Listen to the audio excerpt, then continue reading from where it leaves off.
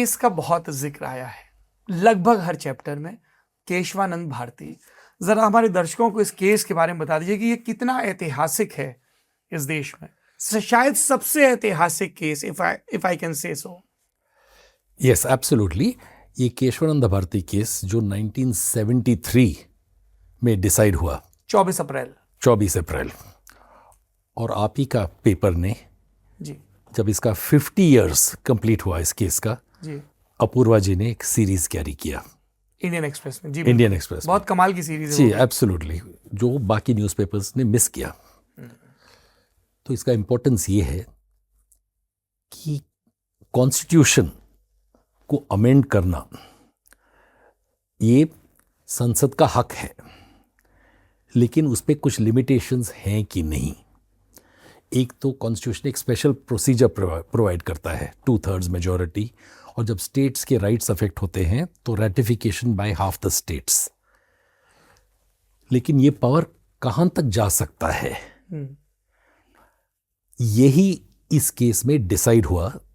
और ये उस टाइम पे डिसाइड हुआ जब इंदिरा गांधी अपनी गरीबी हटाओ फेज में थी, और उस टाइम ग्रेट आइडियोलॉजिकल बैटल था between property rights and other fundamental rights. तो उस टाइम इंदिरा गांधी कई कॉन्स्टिट्यूशनल अमेंडमेंट्स को पुश करना चाह रही थी, जिससे प्रॉपर्टी राइट्स सबऑर्डिनेट हो जाएंगे फॉर द लार्जर गुड। तो उस टाइम ये डिबेट हुआ था, what is the extent of amending power of Parliament. 73 के 6 साल पहले गोलकनाथ केस में सुप्रीम कोर्ट ने फर्स्ट टाइम डिसाइड किया। उससे पहले, that means from 1950 to 67, legal position, constitutional position ये था कि पार्लियामेंट का अमेंडिंग पावर अनलिमिटेड है, unchecked, unlimited, as long as the procedural safeguards were fulfilled. That is 2/3 majority, and in certain cases ratification by half the state legislatures. 1967 में for the first time उस position से एक retreat था और एक advancement था from the point of view of liberty, that parliament cannot touch the fundamental rights. This was the Golaknath case, but by a narrow majority, 6:5. अब गोलकनाथ, अच्छा वो गोलकनाथ, हाँ, क्योंकि ये तो 7-6 था शायद। हाँ, उसके बाद गोलकनाथ का रिकंसिडरेशन मांगा गया था। तभी ये 1972-73 में बिफोर 13 जज बेंच ये issue, largest ever bench in the history of the Supreme Court.